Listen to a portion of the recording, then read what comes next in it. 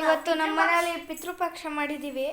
So ಎಲ್ಲರಿಗೂ ಹಿರಿಕರಿಗೆ ನಾವು ಊಟನ ಇಕ್ಕಿದ್ದೀವಿ ನೋಡಿ. ಬನ್ನಿ ಹೋಗೋಣ. ಮೇಲ್ಗಡೆ ಹಿರಿಕರು ತಿನ್ನಲಿ ಅಂತ ಮೋಲ್ಡ್ ಮೇಲೆ ನಾವು ಊಟನ ಇಕ್ಕಿದ್ವಿ. ನೋಡೋಣ ಬನ್ನಿ ಏನಾಗಿದೆ. ಮಳೆ ಜೋರಾಗಿರೋದ್ರಿಂದ ತುಂಬಾ ಜಾಸ್ತಿನೇ ನೆಂದಿದೆ ಮೋಲ್ಡು.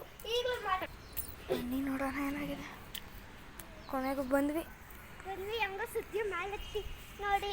ಊಟ ಎಲ್ಲ ಕಾಗೆ ತಿಂದಿದೆ, ನೀರೆಲ್ಲ ಚೆಲ್ಲಿದೆ.